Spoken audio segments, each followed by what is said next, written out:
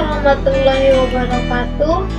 Halo semuanya, izin memperkenalkan diri. Nama saya Lailatul Latifah dengan NIM 221331. Program Studi Manajemen kelas RA3 semester 3, dosen pengampu Bapak Ade Faisal SMM. Video ini dibuat dan diposting untuk memenuhi syarat nilai ujian tengah semester mata kuliah komunikasi bisnis dengan dosen pengampu Bapak Ade Faisal SEMM. Semoga video ini dapat bermanfaat bagi yang menontonnya. Langsung saja kita ke pemaparan materi.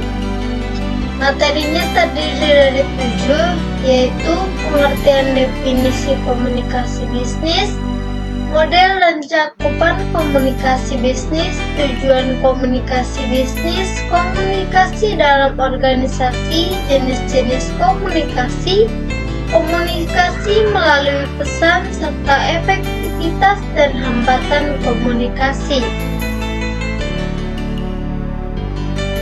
Yang pertama, definisi komunikasi.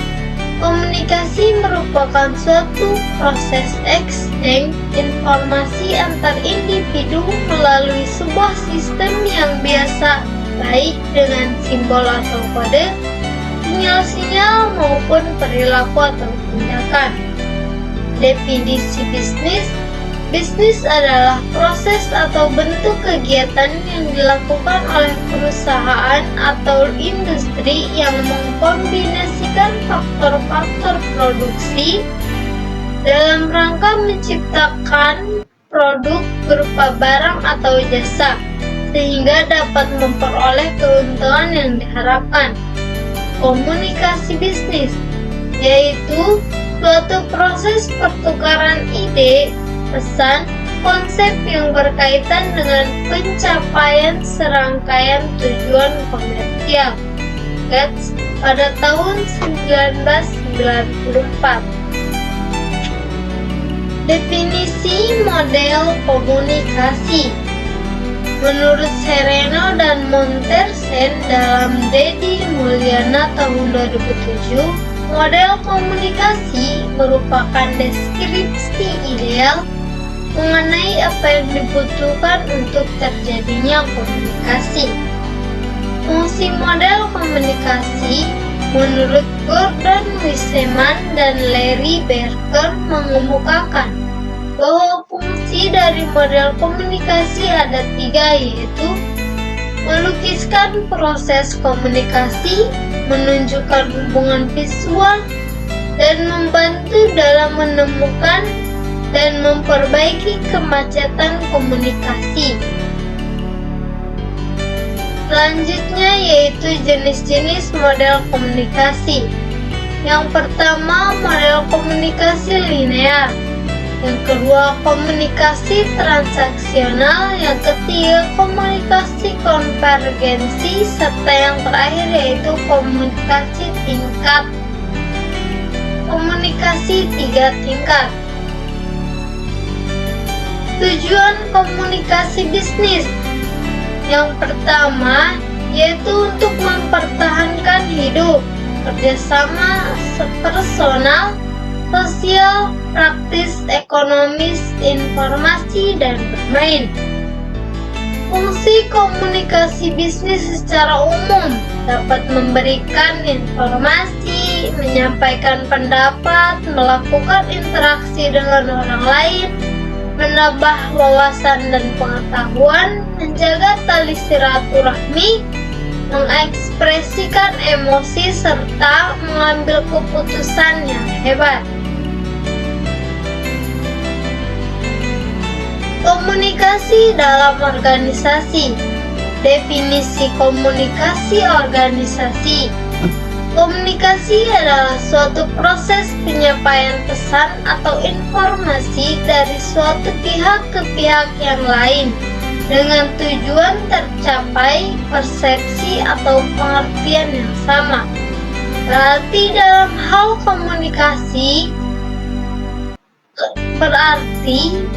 hal ini Komunikasi dalam organisasi merupakan hal yang paling penting karena komunikasi bagian penting dari organisasi. Sebab organisasi tidak akan berlangsung apabila tidak ada komunikasi antara pihak satu dengan pihak yang lain. Selanjutnya ada unsur komunikasi. Yang pertama komunikator, yang kedua penyampaian berita, ketiga berita-berita yang disampaikan, keempat komunikan, serta yang terakhir yaitu unsur komunikasi tersebut. Selanjutnya penyaluran komunikasi. Yang pertama komunikasi vertikal, kedua komunikasi horizontal, yang terakhir komunikasi diagonal. Selanjutnya hambatan komunikasi. Yang pertama tingkat hierarki bila suatu organisasi tumbuh. Yang kedua wewenang manajerial. Yang ketiga meskipun spesialis adalah prinsip dasar organisasi, tetapi juga menciptakan masalah-masalah komunikasi. Selanjutnya ada jenis-jenis komunikasi. Yang pertama, berdasarkan cara penyampaian informasi dapat dibedakan menjadi dua, yaitu komunikasi verbal dan komunikasi non-verbal. Yang kedua, komunikasi berdasarkan perilaku dapat dibedakan menjadi tiga, yaitu komunikasi formal, informal, serta non-formal. Yang ketiga, berdasarkan kelangsungannya, komunikasi dapat dibedakan menjadi dua, yaitu komunikasi langsung dan komunikasi tidak langsung. Yang keempat, berdasarkan maksud komunikasi dapat dibedakan sebagai berikut. Yang pertama, berpidato. Yang kedua, memberi ceramah. Yang ketiga, wawancara. Serta yang keempat, memberi perintah alias tugas.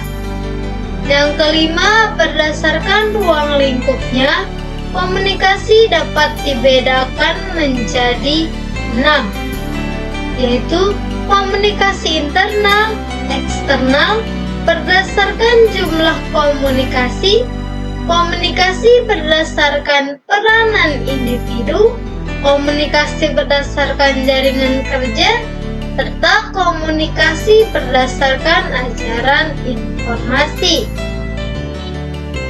Komunikasi melalui pesan. Pengertian pesan bisnis menurut Onong Effendi, pesan adalah suatu komponen dalam proses komunikasi berupa panduan dari pikiran dan perasaan seseorang dengan menggunakan lambang bahasa atau lambang-lambang lainnya yang disampaikan kepada orang lain.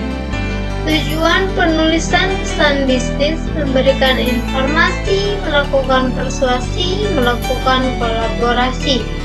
Tahapan atau proses perencanaan penulisan pesan bisnis.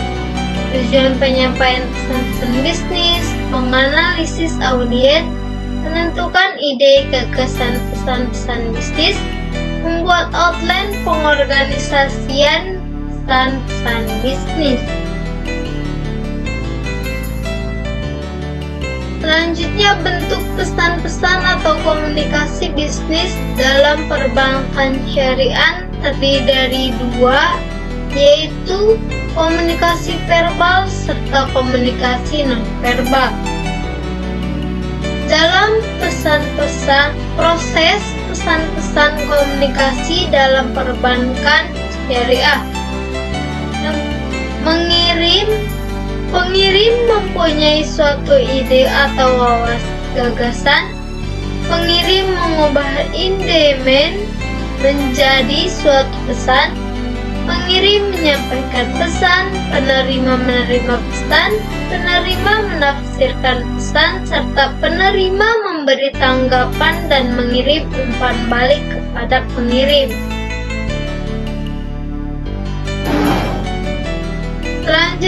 efektivitas dan hambatan komunikasi. Pengertiannya diambil dari Romli pada tahun 2014 mengatakan pada dasarnya efektivitas komunikasi dapat dicapai ketika komunikasi dapat dikatakan efektif. Komunikasi yang efektif adalah pemahaman bersama antara orang yang menyampaikan pesan dan orang yang menerima pesan agar efektivitas komunikasi tercapai. Efektivitas komunikasi diukur oleh 6 dimensi, yaitu penerima atau pemakai, isi pesan, media komunikasi, format pesan, sumber pesan, serta ketetapan waktu. Selanjutnya yaitu faktor yang mempengaruhi efektivitas, terdiri dari kompetensi, media, serta bahasa.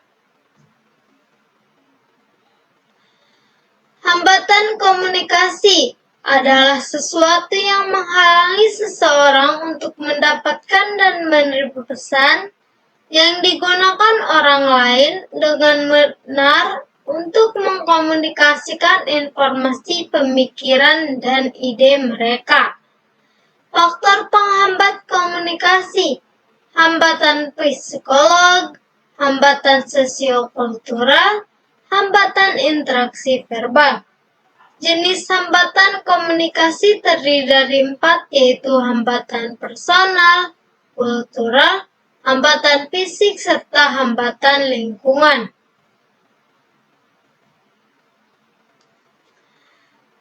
Sekian video yang dapat saya sampaikan, kurang dan lebihnya mohon maaf. Wassalamualaikum warahmatullahi wabarakatuh.